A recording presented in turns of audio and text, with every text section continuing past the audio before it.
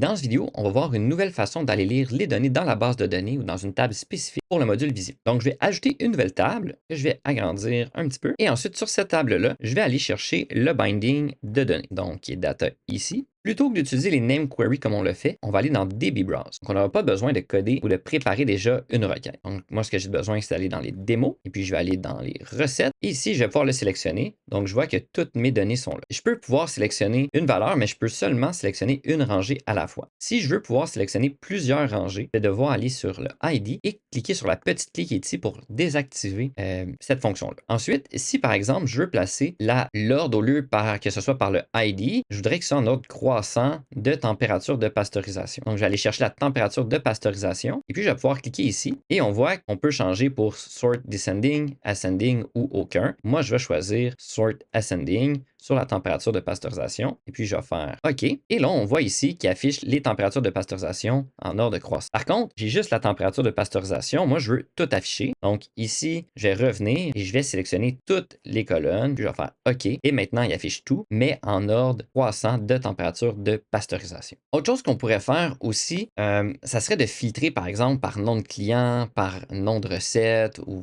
différents éléments, mais avec un menu déroulant. Donc si je vais aller chercher un drop-down list et lui, je vais aller sélectionner les données et je vais aller les nommer et je vais supprimer la colonne value parce que j'en aurai pas de besoin. Moi, tout ce que j'ai de besoin, ça va être d'un nom. Donc ce que je vais vouloir mettre, ça va être les noms des clients. Donc je vais mettre le premier qui va être tech, ensuite qui va être étudiant et le dernier serait prof. Une fois que c'est fait, je vais faire OK. Ici, je fais play, par exemple, ici, j'ai le drop-down, puis j'ai les trois choix, donc tech, étudiant et prof, donc les trois clients qui se trouvent ici. Maintenant, je vais faire stop. Je vais aller dans le binding de données de ma deuxième table. Et je vais aller chercher le client et puis je vais mettre une clé pour le client. Et donc là, il va afficher tout ce qui est étudiant pour l'instant. Donc si je fais OK, il affiche les étudiants. Là, naturellement, ce n'est pas toutes les colonnes qui étaient sélectionnées, mais je pourrais toutes les sélectionner et puis je vais faire OK. Donc tout ce qui est étudiant, il nous l'affiche. Si je retourne ici, au lieu de vouloir le forcer directement ici, je vais pouvoir aller chercher le drop-down que j'ai fait ici et je vais aller chercher le selected label, donc l'étiquette qui est sélectionnée, qui est le nom que j'ai mis, puis je vais faire OK et puis OK. Maintenant, si je